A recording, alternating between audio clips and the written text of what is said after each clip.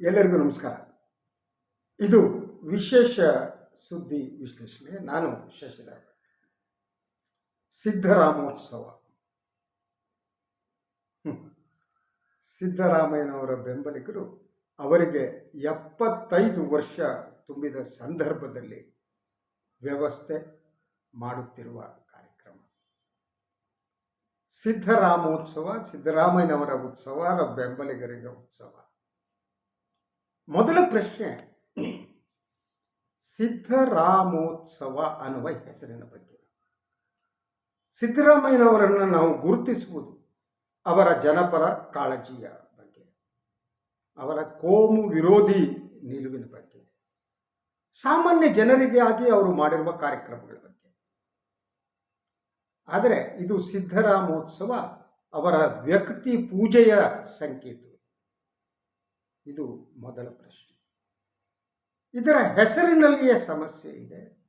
ಸಿದ್ದರಾಮೋತ್ಸವ ಎನ್ನುವುದೇ ಸಿದ್ದರಾಮಯ್ಯನವರ ಉತ್ಸವವಾಗಿ ಪರಿವರ್ತಿಸುವಂತಹದ್ದು. ಆದರೆ ಇಲ್ಲಿ ಮುಖ್ಯ ಆಗುವುದು ಸಿದ್ದರಾಮಯ್ಯನವರ ಕಾರ್ಯಕ್ರಮ ಹೊರತು ಅವರ ಹೆಸರಲ್ಲ. ಹಾಗಿದ್ದರೆ ಈ ಕಾರ್ಯಕ್ರಮವನ್ನು ಯಾಕೆ ವ್ಯವಸ್ಥೆ ಮಾಡಲಾಗಿದೆ? 75 ವರ್ಷ ತುಂಬಿದ ಸಂದರ್ಭದಲ್ಲಿ ಸಂಭ್ರಮ ಪಡುವುದು ತಪ್ಪಲ್ಲ, ಸಂಭ್ರಮಿಸಲೇಬೇಕು ಸಿದ್ದರಾಮಯ್ಯನವರಂಥ ರಾಜಕಾರಣಿಗಳು.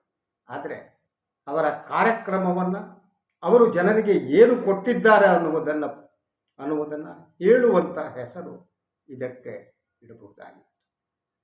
ಅವರು ಬಡವರ ಪರವಾಗಿದ್ದಾರೆ ಅನ್ನುವುದನ್ನು ತೋರಿಸಿಕೊಳ್ಳುವ ರೀತಿಯಲ್ಲಿ ಇದಕ್ಕೊಂದು ಶೀರ್ಷಿಕೆ ನೀಡಬಹುದಾಗಿತ್ತು. ಆದರೆ ಬಹುತೇಕ ರಾಜಕಾರಣಿಗಳ ಸುತ್ತ ಇರುವ ಜನ ಇರ್ತಾರಲ್ಲ, ಅವರು ಬಟ್ಟಗಿಗಳಾಗಿರ್ತಾರೆ. ಸ್ವಲಾಭಕ್ಕಾಗಿ ತಮ್ಮ ನಾಯಕನ ಸುತ್ತುವರೆದಿರ್ತಾರೆ. ಹಾಗೆಯೇ ಸಿದ್ದರಾಮಯ್ಯನವರ ಬೆಂಬಲಿಗರು ಏನಿದ್ದಾರೆ, ಅವರು ತಮ್ಮ ನಾಯಕರನ್ನು ಮೆರೆಸುವುದಕ್ಕೆ ಹೊರಟಿದ್ದಾರೆ. ಆದ್ದರಿಂದ ಇದು ಸಿದ್ದರಾಮೋತ್ಸವ. ಇವತ್ತು ಉತ್ಸವವನ್ನು ಆಚರಿಸುವಂಥ ಕಾಲಘಟ್ಟದಲ್ಲಿ ನಾವಿದ್ದೇವೆ ಅಥವಾ ಬೇರೆ ಸವಾಲುಗಳು ನಮ್ಮ ಮುಂದೆ ಇದೆಯಾ? ಸಿದ್ದರಾಮಯ್ಯನವರು ಯಾವ ವ್ಯಾಲ್ಯೂಸನ್ನು, ಮೌಲ್ಯಗಳನ್ನು ಪ್ರತಿಪಾದಿಸಿದ್ದರೋ ಆ ಎಲ್ಲ ಮೌಲ್ಯಗಳು ಇವತ್ತು ಅಪಾಯದ ಅಂಚಿಗೆ ಬಂದಿವೆ. ಕೋಮುವಾದ ಎಲ್ಲೆಡೆ ತಾಂಡವವಾಡ್ತಾ ಇದೆ. ಪತ್ರಿಕಾ ಸ್ವಾತಂತ್ರ್ಯದ ಹರಣವಾಗ್ತಾ ಇದೆ. ವಿರೋಧಿ ಧ್ವನಿಗಳನ್ನು ಬೇರೆ ಬೇರೆ ಮಾರ್ಗಗಳ ಮೂಲಕ ಹತ್ತಿಕ್ಕುವ ಯತ್ನಗಳು ನಡೀತಾ ಇದೆ. ಇಂತಹ ಸಂದರ್ಭದಲ್ಲಿ ಉತ್ಸವ ಬೇಕಾ, ಪ್ರತಿಭಟನೆ ಬೇಕಾ? ಒಂದು ವಿಭಿನ್ನವಾದ ಧ್ವನಿಯನ್ನು ಎತ್ತಬೇಕಾ ಅಥವಾ ಉತ್ಸವದಲ್ಲಿ ನಿರತರಾಗಬೇಕಾ? ಸಂಭ್ರಮ ಪಡುವ ಕಾಲ ಇದು ಮೊದಲ ಪ್ರಶ್ನೆ. ಸಿದ್ದರಾಮಯ್ಯನವರು ಈ ಬಗ್ಗೆ ಯೋಚಿಸಬೇಕಾಗಿತ್ತು. ರೈತ ಚಳವಳಿ ಮತ್ತು ಜನತಾ ಪರಿವಾರದ ಮೂಲಕ ಬಂದಂಥ ಅವರು ತಮ್ಮ ಹೆಸರಿನಲ್ಲಿ ಉತ್ಸವ ಮಾಡುವುದನ್ನು ವಿರೋಧಿಸಬೇಕಾಗಿತ್ತು ಅಂತ ಅನ್ನೋಣ. ಅದನ್ನು ಬಡವರಲ್ಲಿ, ಸಾಮಾನ್ಯ ಜನರಲ್ಲಿ, ಅಲ್ಪಸಂಖ್ಯಾತರಲ್ಲಿ ವಿಶ್ವಾಸ ತುಂಬುವ ಒಂದು ಕಾರ್ಯಕ್ರಮವನ್ನಾಗಿ ಅವರು ಮಾಡಬಹುದಾಗಿತ್ತು. ಹಾಗೆಯೇ ಅವರು ಬಡವರ ಪರವಾಗಿ ಏನು ಮಾಡಿದ್ದಾರೋ ಅಂತಹ ಕಾರ್ಯಕ್ರಮಗಳು, ವಿವಿಧ ಭಾಗ್ಯ ಯೋಜನೆಗಳು, ಅದನ್ನು ಇವತ್ತು BJP ಟಾರ್ಗೆಟ್ ಮಾಡ್ತಾ ಇದೆ.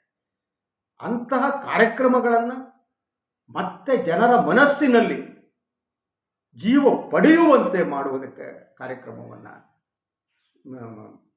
ವ್ಯವಸ್ಥೆ ಮಾಡಬೇಕಾಗಿತ್ತು. ಅದು ಉತ್ಸವ, ಸಿದ್ದರಾಮಯ್ಯನವರ ಉತ್ಸವ ಆಗಬಾರದಿತ್ತು. ಅದು ಸಿದ್ದರಾಮಯ್ಯನವರ ಕಾರ್ಯಕ್ರಮದ ಉತ್ಸವ ಆಗಬೇಕಿತ್ತು. ಆದರೆ ಅಭಿಮಾನಿಗಳು ಈ ಒಂದು ಉತ್ಸವದ ವ್ಯವಸ್ಥೆ ಮಾಡಿದ್ದಾರೆ.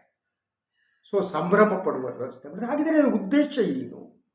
ಸಿದ್ದರಾಮಯ್ಯನವರ ಕಾರ್ಯಕ್ರಮವನ್ನು ಜನರಲ್ಲಿ ನೆನಪು ಮಾಡಿಕೊಡುವುದು, ಸಿದ್ದರಾಮಯ್ಯ ಜನಪರ ಮುಖ್ಯಮಂತ್ರಿ ಆಗಿದ್ದರು ಅನ್ನೋದು ನೆನಪು ಮಾಡಿಕೊಡುವುದು ಉದ್ದೇಶವೇ? ಅಥವಾ ಚುನಾವಣಾ ನಂತರದ ರಾಜಕಾರಣದಲ್ಲಿ ಸಿದ್ದರಾಮಯ್ಯ ಇನ್ನಷ್ಟು ಗಟ್ಟಿಯಾಗಿ ಮುಖ್ಯಮಂತ್ರಿ ಸ್ಥಾನಕ್ಕೆ ಸ್ಪರ್ಧಿಸಬೇಕು ಅಂತ ವಾತಾವರಣವನ್ನು ಸೃಷ್ಟಿಸಬೇಕು ಅನ್ನೋದು ಉದ್ದೇಶ? ಎರಡನೆಯದೇ ಮುಖ್ಯ ಅಂತ ನನಗೆ ಅನಿಸುತ್ತೆ. ಸಿದ್ದರಾಮಯ್ಯನವರ ಹಿಂಬಾಲಕರಿಗೆ ತಮ್ಮ ನಾಯಕ ಮುಖ್ಯಮಂತ್ರಿ ಆಗಬೇಕು ಮತ್ತೆ ಅನ್ನೋದು ಆಸೆ ಪಡುವುದು ತಪ್ಪಲ್ಲ. ಆದರೆ ಆಸೆ ಪಡುವುದಕ್ಕಿಂತ ಮುಖ್ಯವಾಗಿ ಸಿದ್ದರಾಮಯ್ಯನವರನ್ನು ಈ ನಾಡಿನ ಜನ ಅರ್ಥ ಮಾಡ್ಕೋಬೇಕಾಗಿದೆ. ಯಾಕಂದರೆ ಯಾವತ್ತೂ ಮಾಧ್ಯಮ ಸಿದ್ದರಾಮಯ್ಯನವರ ಪರವಾಗಿ ಇರಲೇ ಇಲ್ಲ. ನೀವು ಶೀರ್ಷಿಕೆಗಳಲ್ಲೇ ಸಿದ್ದು ಸಿದ್ದು ಸಿದ್ದು, ಅದು ಗೌರವಾನ್ವಿತ ಅಲ್ಲ. ಸಿದ್ದರಾಮಯ್ಯ ಅಂತ ಗೌರವದಿಂದ ಬಳಸೋದನ್ನು ನೋಡಿಲ್ಲ. ಟಗರು, ಸಿದ್ದು. ಟಗರು ನಿಜ, ಅವರು ಕುರುಬ ಜನಾಂಗದಲ್ಲಿ ಹುಟ್ಟಿದ್ದಾರೆ, ಆ ಕಾರಣಕ್ಕೆ ಟಗರು ಅಂತ. ಹೀಗೆ ಈ ರೀತಿಯ ಪ್ರತಿರೋಧಕವಾದ ಅರ್ಥ ಬರುವ ಶಬ್ದಗಳನ್ನು ಬಳಸುವ ಮೂಲಕ ಸಿದ್ದರಾಮಯ್ಯನವರನ್ನ ಮಾಧ್ಯಮ ನಿರ್ಲಕ್ಷಿಸಿದೆ. ಇಂಥ ಸನ್ನಿವೇಶದಲ್ಲಿ ಸಿದ್ದರಾಮಯ್ಯನವರು ಎದ್ದು ನಿಲ್ಲಬೇಕಾದ್ದು ಅವರು ಪ್ರತಿನಿಧಿಸುತ್ತಿರುವಂತಹ ಮೌಲ್ಯಗಳು ಕುಸಿಯುತ್ತಿರುವ ಬಗ್ಗೆ. ಆ ಬಗ್ಗೆ ಅವರು ಯೋಚನೆ ಮಾಡ್ಬೋದಾಗಿತ್ತು. ಅವರ ಹಿಂಬಾಲಕರು ಯೋಚನೆ ಮಾಡ್ಬೋದಾಗಿತ್ತು. ಯಾಕಂದರೆ ಹಿಂಬಾಲಕರು, ಬಾಲ ತಾನೆ, ಬಾಲ ಹಂಗೇನೆ, ಅದು ಯಾವಾಗಲೂ ಎಲ್ಲ ಅಲ್ಲಾಡಿಸ್ತಾ ಇರುತ್ತೆ. ಸೊ ಈ ಹಿಂಬಾಲಕರಿಂದ ಅವರ ಕಪಿಮುಷ್ಟಿಯಲ್ಲಿ ಸಿದ್ದರಾಮಯ್ಯ ಸಿಲುಕಿದ್ದಾರೆ. ವ್ಯಕ್ತಿಪೂಜಕ ರಾಜಕಾರಣ ಇದು. ಸಿದ್ದರಾಮೋತ್ಸವ ಮಾಡೋದೇ ಅದು ವ್ಯಕ್ತಿ ಪೂಜೆಯ ಸಂಕೇತವಾಗಿದೆ. ಸಿದ್ದರಾಮಯ್ಯನವರಂಥ ರಾಜಕಾರಣಿಗಳಲ್ಲಿ ಈ ರೀತಿ ವ್ಯಕ್ತಿ ಪೂಜೆಗೆ ಪುರಸ್ಕಾರ ನೀಡುವುದನ್ನು ನಾನು ನಿರೀಕ್ಷೆ ಮಾಡಿರಲಿಲ್ಲ. ಸೊ ರಾಹುಲ್ ಗಾಂಧಿಯವರಿಗೆ ಸಿದ್ದರಾಮಯ್ಯನವರೇ ಆಹ್ವಾನ ಕೊಡ್ತಾರೆ, ಸಿದ್ದರಾಮೋತ್ಸವಕ್ಕೆ ಬನ್ನಿ ಅಂತ. ಅಂದರೆ ನನ್ನ ಉತ್ಸವ ನಡೆಯುತ್ತೆ, ನನ್ನ ಮೆರವಣಿಗೆ ಮಾಡಲಾಗ್ತಾ ಇದೆ, ತಾವು ಬನ್ನಿ ಅಂತ. ಇದನ್ನು ನಾನು ಸಿದ್ದರಾಮಯ್ಯನವರಲ್ಲಿ ನಿರೀಕ್ಷೆ ಮಾಡಿರಲಿಲ್ಲ. ಅವರ ಬೆಂಬಲಿಗರು ಮತ್ತು ತಮ್ಮ ನಡುವೆ ಒಂದು ಅಂತರವನ್ನು ಅವರು ಕಾಪಾಡ್ಕೊಂಡು ಬರಬೇಕಾಗಿತ್ತು. ಉತ್ಸವ ಮಾಡ್ತೀರಾ ಮಾಡಿ, ನೀವು ಅದರಲ್ಲಿ ಭಾಗಿದಾರರಾಗುವುದು ಮತ್ತು ಪಾಲುದಾರರಾಗುವುದು ಏನಿದೆಯಲ್ಲ, ಅದು ಅಗತ್ಯ. ಹಾಗಿದ್ದರೆ ಈ ಸಿದ್ದರಾಮೋತ್ಸವದ ಪರಿಣಾಮ ಏನಾಗುತ್ತೆ ಅಂತ ಇದನ್ನು ಸಿದ್ದರಾಮಯ್ಯನವರು ಯೋಚಿಸಬೇಕಾಗಿತ್ತು. ಮುಖ್ಯಮಂತ್ರಿಯ ಸ್ಥಾನದ ಮೇಲೆ ಈಗಲೇ ಒಂದು ಟವಲ್ ಹಾಕುವಂಥ ಕೆಲಸವನ್ನು ಅವರು ಮಾಡಬಾರ್ದಿತ್ತು ಅಂತ ಬಯಸುವವನು ನಾನು. ಅವರ ಮೇಲೆ ಪ್ರೀತಿ ಇಟ್ಟುಕೊಂಡು, ಯಾಕಂದರೆ 1983ರಿಂದನೇ ನಾನು ಅವ್ರನ್ನ ಹತ್ತಿರದಿಂದ ಬಲ್ಲೆ. ಅವರು ಮೊದಲು ವ್ಯಕ್ತಿ ಪೂಜಕರಾಗಿರಲಿಲ್ಲ. ಜನತಾ ಪರಿವಾರದಲ್ಲೇ ಅವರಿದ್ದ ಸಂದರ್ಭದಲ್ಲೂ ಕೂಡ ಅವರು ತಮ್ಮ ಸ್ವತಂತ್ರ ವ್ಯಕ್ತಿತ್ವವನ್ನು ಕಾಪಾಡಿಕೊಂಡು ಬಂದಿದ್ದರು. ಅವರು ಹೆಗಡೆ ಬಾಲಂಗೋಚಿ ಆಗಿರಲಿಲ್ಲ. ತಪ್ಪನ್ನು ತಪ್ಪು ಎಂದು ಹೇಳುವ ಒಂದು ಶಕ್ತಿ ಅವರಲ್ಲಿ ಇತ್ತು. ಆದರೆ 2006ರ ನಂತರ ಅವರು ಬದಲಾದರು ಅಂತ ನನಗೆ ಅನಿಸುತ್ತೆ. ಬದಲಾಗ್ತಾ ಬಂದರು. ಈಗ ಅವರಿಗೆ ಮತ್ತೆ ನಾನು ಮುಖ್ಯಮಂತ್ರಿ ಆಗಬೇಕು ಅಂತ ಅನ್ನಿಸಿದ್ರೆ ಅದರ ಬಗ್ಗೆ ಅವರು ಯೋಚನೆ ಮಾಡಬೇಕು. ಕರ್ನಾಟಕದಲ್ಲಿ 5 ವರ್ಷಗಳ ಕಾಲ ಮುಖ್ಯಮಂತ್ರಿ ಆಗಿದ್ದಾರೆ. ಅವರು ಮೂಡಿಸಿರುವ ಹೆಜ್ಜೆ ಗುರುತುಗಳು ಕರ್ನಾಟಕದ ರಾಜಕಾರಣದಲ್ಲಿ ಇವೆ. ಅವರು ಉಳಿದವ ಎಲ್ಲರಂತೆ ಆ ಮಟ್ಟದ ಭ್ರಷ್ಟರಾಗಿರಲಿಲ್ಲ. ಮುಖ್ಯಮಂತ್ರಿ ಆದ ಮೇಲೆ ಅವರ ಸುತ್ತಮುತ್ತಲ ಕೆಲವರಿಗೆ ಅವರಿಂದ ಲಾಭ ಆದದ್ದು ನಿಜ. ಆದರೆ ಇವರು ಭ್ರಷ್ಟ ಅಂತ ಹೇಳುವಷ್ಟರ ಮಟ್ಟಿಗೆ ಅವರು ಭ್ರಷ್ಟಾಚಾರ ಮಾಡಿರಲಿಲ್ಲ. ಅಷ್ಟೇ ಸಾಕಿತ್ತು ಅವರ ರಾಜಕೀಯ ಬದುಕಿಗೆ. ಈಗ ಮತ್ತೆ ಮುಖ್ಯಮಂತ್ರಿಯಾಗುವ ಆಸೆ ಅವರಲ್ಲಿದ್ದರೂ ಕೂಡ ಈಗಲೇ ಟವಲ್ ಹಾಕುವಂಥ ಕೆಲಸವನ್ನು ಮಾಡಬಾರದು. ತಮ್ಮ ಶಿಷ್ಯರ ಮೂಲಕ, ಬೆಂಬಲಿಗರ ಮೂಲಕ ಮುಖ್ಯಮಂತ್ರಿಯ ಚೇರ್ ಮೇಲೆ ಟವಲ್ ಹಾಕಿಸುವುದಕ್ಕೆ ಹೋಗಬಾರ್ದಾಗಿತ್ತು. ಸೊ ಇದೇ ಕಾರಣಕ್ಕೆ ಕಾಂಗ್ರೆಸ್ ಒಳಗಡೆ ಒಂದು ಬಿಕ್ಕಟ್ಟು ಸೃಷ್ಟಿಯಾಗಿದೆ. ಕಾಂಗ್ರೆಸ್ ಪಕ್ಷದ ವರಿಷ್ಠರು ಇದರಲ್ಲಿ ಇನ್ವಾಲ್ವ್ ಆಗಿ ಈ ಸಮಸ್ಯೆಯನ್ನು ಬಗೆಹರಿಸುವುದಕ್ಕೆ ಮತ್ತು ಒಗ್ಗಟ್ಟನ್ನು ಮೂಡಿಸುವುದಕ್ಕೆ ಯತ್ನ ನಡೆಸ್ತಿದ್ದಾರೆ. ಈಗ ಕೆಲವೇ ದಿನಗಳ ಹಿಂದೆ ಸಿದ್ದರಾಮಯ್ಯ ಮತ್ತು ಡಿ ಕೆ ಅವರನ್ನ ಕರೆಸಿದ ಕಾಂಗ್ರೆಸ್ ವರಿಷ್ಠರು ಈ ಬಗ್ಗೆ ಚರ್ಚೆ ಮಾಡಿದ್ದಾರೆ. ನೀವಿಬ್ಬರು ಒಂದಾಗಿ ಇಳಿದರೆ ಕರ್ನಾಟಕದಲ್ಲಿ ಕಾಂಗ್ರೆಸ್ ಮತ್ತೆ ಅಧಿಕಾರಕ್ಕೆ ಬರುತ್ತೆ ಅನ್ನುವ ಮಾತನ್ನು ಆಡಿದ್ದಾರೆ. ಹೀಗೆ ಒಗ್ಗಟ್ಟು ಮೂಡಿಸುವ ಪ್ರಕ್ರಿಯೆ ನಡೆಯುತ್ತಿರುವ ಕಾಲಘಟ್ಟದಲ್ಲಿ, ಸಮಯದಲ್ಲಿ ಒಗ್ಗಟ್ಟು ಒಡೆಯುವ ಕಾರ್ಯಕ್ರಮಗಳು ಇರಕೂಡದು ಅಂತ ನಮ್ದು. ಆದರೆ ಈಗ ಇದು ಒಗ್ಗಟ್ಟನ್ನು ಮೂಡಿಸುವ ಬದಲು ಸಿದ್ದರಾಮಯ್ಯನವ್ರನ್ನ ಬಲಪಡಿಸುತ್ತೋ ಇಲ್ಲೋ ಗೊತ್ತಿಲ್ಲ, ಕಾಂಗ್ರೆಸ್ ಒಳಗಡೆ ಅದು ಒಡಕನ್ನು ಇನ್ನಷ್ಟು ವಿಸ್ತರಿಸ್ತಾ ಹೋಗುತ್ತೆ. ಆ ಲಕ್ಷಣಗಳು ಈಗಲೇ ಗೋಚರಿಸ್ತಾ ಇವೆ. ಡಿ ಕೆ ಶಿವಕುಮಾರ್ ನಿನ್ನೆ ಮಾತನಾಡ್ತಾ ಕೆಲವು ಮಾತುಗಳನ್ನು, ಮಹತ್ವದ ಮಾತುಗಳನ್ನಾಡಿದ್ದಾರೆ. ತಮ್ಮನ್ನು ಅಧಿಕಾರದಿಂದ ದೂರ ಇದ್ದಾಗಲೂ ಕೂಡ ತಾವು ಯಾವ ಸಂದರ್ಭದಲ್ಲೂ ಆ ಬಗ್ಗೆ ಪ್ರತಿಭಟನೆ ಮಾಡಿಲ್ಲ, ಧ್ವನಿ ಎತ್ತಿಲ್ಲ ಅನ್ನೋದನ್ನು ಹೇಳಿದ್ದಾರೆ. ಅದು ಯಾರಿಗೆ ಗುರಿ ಇಟ್ಟು ಹೊಡೆದ ಬಾಣ ಆಲೋಚನೆ ಮಾಡಿ. ಅದರಂತೆ ಸಿದ್ದರಾಮಯ್ಯನವರ ಹೆಸರನ್ನು ಕೂಡ ಅವರು ಪ್ರಸ್ತಾಪಿಸಿ ಕೆಲವು ಮಾತನ್ನು ಹೇಳಿದ್ದಾರೆ. ಸಿದ್ದರಾಮಯ್ಯನವರು 2 ಕ್ಷೇತ್ರದಲ್ಲಿ ನಿಂತು 1 ಕ್ಷೇತ್ರದಲ್ಲಿ ಸೋತಾಗಲೂ ಕೂಡ ಅವರನ್ನು CLP ನಾಯಕರನ್ನಾಗಿ ಮಾಡಬೇಕು ಅಂಥೇಳಿ ನಾನು ಮತ್ತು ಡಾಕ್ಟರ್ ಪರಮೇಶ್ವರ್ ಅವರು ಕೆಲಸ ಮಾಡಿದ್ವಿ ಅನ್ನೋ ಮಾತನ್ನು ಅವರು ಹೇಳಿದ್ದಾರೆ. ಅದರ ಜೊತೆಗೆ ವ್ಯಕ್ತಿ ಪೂಜೆಗಿಂತ ಪಕ್ಷ ದೊಡ್ಡದು ಅನ್ನುವ ಮಾತನ್ನು ಡಿ.ಕೆ. ಶಿವಕುಮಾರ್ ಹೇಳಿದ್ದಾರೆ. ಇದರ ಅರ್ಥ ಏನು? ಸಿದ್ದರಾಮಯ್ಯ ಪಕ್ಷಕ್ಕಿಂತ ನಾನು ದೊಡ್ಡವನು ಅನ್ನುವುದನ್ನು ತೋರಿಸಿಕೊಳ್ಳುವುದಕ್ಕೆ ಹೊರಟಿದ್ದಾರೆ. ತಾವು ಪಕ್ಷದ ಶಿಸ್ತಿನ ಸಿಪಾಯಿ ಅನ್ನುವುದಕ್ಕಿಂತ ಮುಖ್ಯವಾಗಿ ನನ್ನಿಂದಲೇ ಕಾಂಗ್ರೆಸ್ ಅನ್ನುವ ಒಂದು ಮೆಸೇಜನ್ನು ಕೊಡೋದಕ್ಕೆ ಹೊರಟಿದ್ದಾರೆ. ಈ ಪ್ರಶ್ನೆಗಳು ಮೂಡ್ತವೆ.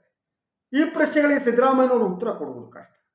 ಯಾಕೆಂದರೆ ಅವರ ಇತ್ತೀಚಿನ ವರ್ತನೆಗಳೇನಿದೆ, ತಾನು ಪಕ್ಷಕ್ಕಿಂತ ದೊಡ್ಡವನು ಅದು ತೋರಿಸಿಕೊಳ್ಳುವ ಒಂದು ಯತ್ನ ಕೂಡ ನನಗೆ ಕಾಣ್ತಾ ಇದೆ. ಕಾಂಗ್ರೆಸ್ ಮತ್ತು JDS ನಡುವಿನ ಸಂಬಂಧ ಹದಗೆಡುವುದಕ್ಕೆ ಕಾರಣ ಸಿದ್ದರಾಮಯ್ಯ ಮತ್ತು ದೇವೇಗೌಡ ಫ್ಯಾಮಿಲಿ ನಡುವಿನ ವೈಯಕ್ತಿಕ ದ್ವೇಷ ಅನ್ನುವುದನ್ನು ಯಾರೂ ಅಲ್ಲಗಳೆಯುವುದಕ್ಕೆ ಸಾಧ್ಯ ಇಲ್ಲ. ಮೈತ್ರಿ ಸರ್ಕಾರ ಉರುಳುವುದನ್ನು ತಡೆಯುವ ಶಕ್ತಿ ಸಿದ್ದರಾಮಯ್ಯನವರಿಗಿತ್ತು ಅಂತ ಎಲ್ಲರೂ ನಂಬುತ್ತಾರೆ. ಆದರೆ ಅವರು ತಡೆಯಲಿಲ್ಲ ಅನ್ನೋದು ಸತ್ಯ. ರಾಜ್ಯಸಭಾ ಚುನಾವಣೆಯ ಸಂದರ್ಭದಲ್ಲಿ ಏನಾಯಿತು ಅನ್ನೋದು ಎಲ್ಲರಿಗೂ ಗೊತ್ತಿದೆ. ಎರಡನೇ ಅಭ್ಯರ್ಥಿಯನ್ನು ಹಾಕಿಸಿದ್ದು ಒತ್ತಡ ಹೇಳಿದ್ರು ಸಿದ್ದರಾಮಯ್ಯನವರು ಯಾಕೆ ಅನ್ನೋದು ಗೊತ್ತಿದೆ. ಸೊ ಇದೆಲ್ಲ ಕರ್ನಾಟಕದ ಪ್ರತಿಪಕ್ಷದ ರಾಜಕಾರಣಕ್ಕೆ ಪೆಟ್ಟು ನೀಡಿದೆ ಅನ್ನೋದನ್ನು ಸಿದ್ದರಾಮಯ್ಯ ಅರ್ಥ ಮಾಡ್ಕೋಬೇಕಾಗಿದೆ. ಅದರ ಜೊತೆಗೆ ಮುಖ್ಯಮಂತ್ರಿ ಸ್ಥಾನಕ್ಕೆ ಪೈಪೋಟಿ ನಡೆಸುವ ಸಮಯ ಸಂದರ್ಭ ಇದಲ್ಲ. ಈಗ BJPಯನ್ನು ಸೋಲಿಸುವುದಕ್ಕೆ ಒಗ್ಗಟ್ಟಾಗಿ ಕೆಲಸ ಮಾಡಬೇಕು ಹೊರತು ಮುಖ್ಯಮಂತ್ರಿ ಯಾರಾಗಬೇಕು ಅಂತ ಟವೆಲ್ಲ ಆಗ್ತಾ ಎಲ್ಲೋ ಡಿ.ಕೆ. ಶಿವಕುಮಾರ್ ಅವರು ಮುಖ್ಯಮಂತ್ರಿ ಆಗ್ಬಿಡ್ತಾರೇನೋ ಅನ್ನುವ ಭಯದಲ್ಲಿ ಕೆಲಸ ಮಾಡ್ತಾ ಇದ್ದ ಕಾಣುತ್ತೆ. ನನಗೆ ಡಿ.ಕೆ. ಶಿವಕುಮಾರ್ ಮುಖ್ಯ ಅಲ್ಲ, ಸಿದ್ದರಾಮಯ್ಯನೂ ಮುಖ್ಯ ಅಲ್ಲ. ನನಗೆ ಮುಖ್ಯ ಆಗುವುದು ಇವರು ಯಾವ ರೀತಿ ಪ್ರತಿಪಕ್ಷದ ರಾಜಕಾರಣವನ್ನು ಮಾಡ್ತಾರೆ, BJPಯನ್ನು ಇವರು ಹೇಗೆ ಸೋಲಿಸ್ತಾರೆ ಅನ್ನುವುದು ನನಗೆ ಮುಖ್ಯ. ಯಾಕೆಂದರೆ ಮೈತ್ರಿ ಸರ್ಕಾರ ಬೀಳದಿದ್ದರೆ ಕರ್ನಾಟಕದಲ್ಲಿ ಇತ್ತೀಚೆಗೆ ಆಗುತ್ತಿರುವ ಬೆಳವಣಿಗೆಗಳು ಆಗ್ತಿರಲಿಲ್ಲ. ಹಿಜಾಬ್ ಅಂತ ಒಂದು ವಿಚಾರ, ಮುಸ್ಲಿಂ ವ್ಯಾಪಾರಿಗಳಿಗೆ ನಿಷೇಧ ಹೇರಿದ್ದು, ಇಂಥ ಬೆಳವಣಿಗೆಗಳು ಇಲ್ಲಿ ಮೈತ್ರಿ ಸರ್ಕಾರ ಇದ್ರೆ ಆಗ್ತಾ ಇರಲಿಲ್ಲ. ಆದ್ದರಿಂದ ಮೈತ್ರಿ ಸರ್ಕಾರ ಉರುಳುವ ಮೂಲಕ ಕರ್ನಾಟಕದ ಸಾಮಾಜಿಕ ಬದುಕಿಗೆ, ರಾಜಕೀಯ ಬದುಕಿಗೆ ಒಂದು ವ್ಯತಿರಿಕ್ತವಾದ ಪರಿಣಾಮ ಉಂಟಾಗಿದೆ. ಇದನ್ನ ತತ್ವಬದ್ಧ ರಾಜಕಾರಣಿ ಎಂದು ಗುರುತಿಸಲ್ಪಡುವ ಸಿದ್ದರಾಮಯ್ಯ ಅರ್ಥ ಮಾಡ್ಕೋಬೇಕಾಗಿತ್ತು.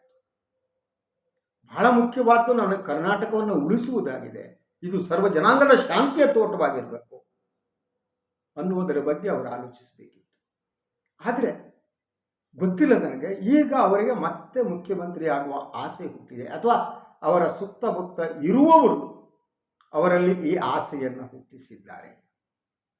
ಯಾಕೆಂದರೆ ನಾವು ಹೇಗಿರ್ತೀವಿ ಅನ್ನೋದು ನಮ್ಮ ಸುತ್ತಮುತ್ತಲು ಇರುವ ಜನರ ಮೇಲೆ ತೀರ್ಮಾನ ಆಗುತ್ತದೆ. ನಮ್ಮ ಸುತ್ತಮುತ್ತಲು ಯಾವ ಜನರನ್ನ ಎಂಥವ್ರನ್ನ ಇಟ್ಕೋಬೇಕು ಅನ್ನೋದು ನಮಗೆ ಗೊತ್ತಿರಬೇಕು.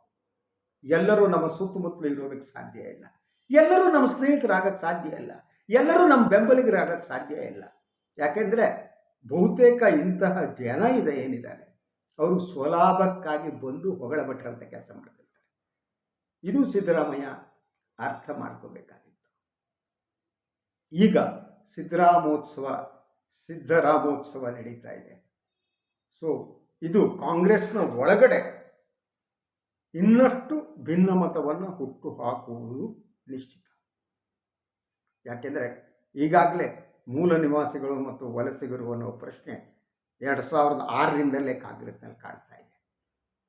ಇಲ್ಲಿರುವ ಹಳೆಯ ನಾಯಕರಿಗೆ ಸಿದ್ದರಾಮಯ್ಯನವರಿಗೆ ಸಿಗುತ್ತಿರುವ ಪ್ರಾತಿನಿಧ್ಯ ಏನಿದೆ, ಅವರಿಗೆ ಮಾತಿಗೆ ಸಿಗ್ತಾ ಇರೋ ಬೆಲೆ ಏನಿದೆ, ಅದರಿಂದ ಅವರಿಗೆ ಬೇಸರ ಆಗಿದೆ. ಹೀಗೆ ಬೇಸರಪಟ್ಟವರು ಯಾರು ಕೂಡ ಸಿದ್ದರಾಮಯ್ಯನವರಿಗೆ ಸರಿಸಮಾನರಲ್ಲ ಅನ್ನೋದು ನಿಜ. ಕಾಂಗ್ರೆಸ್ ಪಕ್ಷದಲ್ಲಿ ನಿಜವಾಗಿ ಸಿದ್ದರಾಮಯ್ಯ ಜನನಾಯಕರೇ, ಅದರ ಬಗ್ಗೆ ನಮ್ಗೆ ಅನುಮಾನ ಬೇಕಾಗಿಲ್ಲ. ಒಬ್ಬ ಜನನಾಯಕನಾದವರು ಜನರ ವಿಶ್ವಾಸವನ್ನು ಗಳಿಸುವುದಕ್ಕೆ, ಜನರ ಬದುಕನ್ನು ಉನ್ನತೀಕರಿಸುವುದಕ್ಕೆ, ಇಡೀ ಸಮಾಜ ಆರೋಗ್ಯಪೂರ್ಣವಾಗಿ ಇರುವುದಕ್ಕೆ ಕೆಲಸ ಮಾಡಬೇಕಾಗುತ್ತೆ. ವೈಯಕ್ತಿಕ ಲಾಭಕ್ಕಿಂತ ಸಮಾಜವನ್ನು ಉಳಿಸುವುದು ಮುಖ್ಯ ಅನ್ನುವುದೇನಿದೆ ಅದು ಜನನಾಯಕರಿಗೆ ಇರಬೇಕು. ಹಾಗಾಗಿ ಅವರು ಜನನಾಯಕರಾಗಬೇಕು, ಬೇರೆ ರೀತಿ ಅಲ್ಲ. ಜನನಾಯಕರು ಅನ್ನೋದ್ರೆ ಕೇವಲ ನಿಮಗಿರುವ ಜನರ ಬೆಂಬಲ ಮಾತ್ರ ಅಲ್ಲ, ಆ ಬೆಂಬಲ ಕೊಡುವ ಜನರ ಹಿತಾಸಕ್ತಿಯನ್ನು ಕಾಪಾಡಬೇಕಾದ್ರೆ ಬಹಳ ಮುಖ್ಯವಾದ ಆ ಕೆಲಸವನ್ನು ಸಿದ್ದರಾಮಯ್ಯನವರು ಮಾಡಬೇಕಾಗಿತ್ತು. ಎನಿವೆ, ಭಾರಿ ವಿಜೃಂಭಣೆಯಿಂದ ಸಿದ್ದರಾಮೋತ್ಸವ ನಡೆಯುತ್ತೆ. ಇದಾದ ಮೇಲೆ ಕಾಂಗ್ರೆಸ್ ಒಳಗಡೆ ಬೇರೆ ಬೇರೆ ರೀತಿಯ ಬೆಳವಣಿಗೆಗಳು ಆಗಬಹುದು. ಸಿದ್ದರಾಮಯ್ಯ ವಿರೋಧಿಗಳು ಇನ್ನಷ್ಟು ಟೊಂಕ ಕಟ್ಟಿ ನಿಲ್ಲಬಹುದು. ಇದು ಮುಂಬರುವ ಚುನಾವಣೆಯ ದೃಷ್ಟಿಯಿಂದ ಮುಖ್ಯ ಅಲ್ಲ. ಯಾವುದೇ ರಾಜಕೀಯ ಪಕ್ಷ ಚುನಾವಣೆಯನ್ನು ಗೆಲ್ಲುವುದು ಒಗ್ಗಟ್ಟಿದ್ದರೆ ಮಾತ್ರ. ಆ ಮಾತನ್ನು ಕೂಡ ಕಾಂಗ್ರೆಸ್ ವರಿಷ್ಠರು ರಾಹುಲ್ ಗಾಂಧಿ, ಸಿದ್ದರಾಮಯ್ಯ ಮತ್ತು ಡಿ ಕೆ ಇಬ್ಬರಿಗೂ ಹೇಳಿದ್ದಾರೆ ಎನ್ನಲಾಗಿದೆ. ಆದರೆ ಡಿ ಕೆ ಸ್ವಲ್ಪ ಆರೋಗ್ಯಪೂರ್ಣವಾಗಿ ಮಾತನಾಡಿದ್ದಾರೆ. ನಾನು ಪಕ್ಷದ ಕಾರ್ಯಕರ್ತ, ನಿಷ್ಠ ಕಾರ್ಯಕರ್ತ, ನನಗೆ ಪಕ್ಷ ಮುಖ್ಯ ಅಂತ. ಇದೇ ನಿಲುವನ್ನು ನಾನು ಸಿದ್ದರಾಮಯ್ಯನವರಲ್ಲೂ ಬಯಸ್ತೇನೆ. ಕಾಂಗ್ರೆಸ್ ಪಕ್ಷದಲ್ಲಿದ್ದೇನೆ, ಕಾಂಗ್ರೆಸ್ ನನಗೆ ಮುಖ್ಯ, ಮುಖ್ಯಮಂತ್ರಿಯ ಸ್ಥಾನ ಅಲ್ಲ. ನಾನು 5 ವರ್ಷ ಮುಖ್ಯಮಂತ್ರಿ ಆಗಿದ್ದೇನೆ, ಸಾಕು, ಬೇರೆಯವರಾದರೆ ಆಗಲಿ, ಎಲ್ಲರೂ ಸೇರಿ ನನ್ನ ಆರಿಸಿದರೆ ಇನ್ನೊಮ್ಮೆ ಮಾಡಿದರೆ ನಾನು ಒಪ್ಕೋತೇನೆ ಅನ್ನೋ ನಿಲುವಿಗೆ ಸಿದ್ದರಾಮಯ್ಯ ಬರಬೇಕು. ಅಂಥ ಒಂದು ಸಂದೇಶವನ್ನು ಸಿದ್ದರಾಮೋತ್ಸವದ ಸಂದರ್ಭದಲ್ಲಿ ಸಿದ್ದರಾಮಯ್ಯನವರು ಕೊಡಬೇಕು. ಹಾಗೆಯೇ ಈ ವ್ಯಕ್ತಿ ಪೂಜೆಯ ಹೆಸರುಗಳನ್ನು ಬಿಡುವತ್ತ ಅವರು ಮನಸ್ಸು ಮಾಡಬೇಕು. ಅವರು ತಾತ್ವಿಕ ರಾಜಕಾರಣವನ್ನು ಮುಂದುವರಿಸಬೇಕೇ ಹೊರತು ವ್ಯಕ್ತಿ ಪೂಜಕ ರಾಜಕಾರಣವನ್ನಲ್ಲ. ಈ ಅರಿವು ಸಿದ್ದರಾಮಯ್ಯನವರಿಗೆ ಬರಲಿ. ಸಿದ್ದರಾಮಯ್ಯನವರ ಬೆಂಬಲಿಗರು ಕೂಡ ಅವರು ಸಿದ್ದರಾಮಯ್ಯನವರು ಉಳಿಸೋದಲ್ಲ, ಅವರು ಕಾಂಗ್ರೆಸ್ ಪಕ್ಷವನ್ನು ಉಳಿಸುವುದಕ್ಕೆ ಯೋಚನೆ ಮಾಡಲಿ. ಆ ಮೂಲಕ ಈ ಸಮಾಜವನ್ನು ಉಳಿಸುವ ಬಗ್ಗೆ ಯೋಚನೆ ಮಾಡಲಿ. ಕೋಮುವಾದದಿಂದ ಈ ಸಮಾಜವನ್ನು ಹೊರತರುವುದಕ್ಕೆ ಯತ್ನ ಮಾಡಲಿ. ಬಡವರು, ಸಮಾಜದಲ್ಲಿ ಹಿಂದುಳಿದವರು, ದಲಿತರು, ಅಲ್ಪಸಂಖ್ಯಾತರ ಹಿತಕ್ಕಾಗಿ ಕೆಲಸ ಮಾಡುವುದು ಹೇಗೆ ಅಂತ ಆಲೋಚನೆ ಮಾಡಲಿ. ಸಿದ್ದರಾಮಯ್ಯ ಏನು ಜನಪರವನ್ನು ಕೆಲಸ ಮಾಡಿದ್ದಾರೆಯೋ ಆ ಕೆಲಸ ಮುಖ್ಯವೇ ಹೊರತು ವ್ಯಕ್ತಿಗತವಾಗಿ ಸಿದ್ದರಾಮಯ್ಯ ಅಲ್ಲ ಅಂತ ಹೇಳ್ತಾ ಈ ವಿಶೇಷ ಸುದ್ದಿ ವಿಶ್ಲೇಷಣೆಯನ್ನು ಮುಗಿಸ್ತೀನಿ. ಮತ್ತೆ ಇನ್ನೊಂದು ವಿಚಾರದೊಂದಿಗೆ ತಮ್ಮ ಹಾಜರಾಗ್ತೀನಿ. ಕೊನೆ ಮಾತು ಹೇಳ್ಬಿಡಲ್ಲ. ಎಸ್, ತಾವು ಲೈಕ್ ಮಾಡ್ತಿದ್ದೀರಿ, ಸಬ್ಸ್ಕ್ರೈಬ್ ಮಾಡ್ತಿದ್ದೀರಿ ನಮ್ಮ ಯೂಟ್ಯೂಬ್ ಚಾನಲನ್ನು, ಹಾಗೆ ಕೈಲಾದ ಸಹಾಯವನ್ನು ಮಾಡ್ತಾ ಇದ್ದೀರಿ. ನಿಮ್ಮ ಸಹಾಯ ನನಗೆ ಶ್ರೀರಕ್ಷೆ. ನಿಮ್ಮ ಬೆಂಬಲ, ನೀವು ಬೆನ್ನು ತಟ್ಟಿದರೆ ನನಗೆ ಸ್ವರ್ಗವನ್ನು ಗೆದ್ದಷ್ಟು ಸಂತೋಷ ಆಗುತ್ತೆ. ನೀವು ನನ್ನ ಬೆನ್ನು ತಟ್ತಾ ಇರಿ. ಆ ಮೂಲಕ ಸ್ವತಂತ್ರ ಪತ್ರಿಕೋದ್ಯಮವನ್ನು ನಾನು ಮುಂದುವರಿಸ್ತೀನಿ. ಎಲ್ಲರಿಗೂ ಶುಭವಾಗಲಿ. ನಮಸ್ಕಾರ.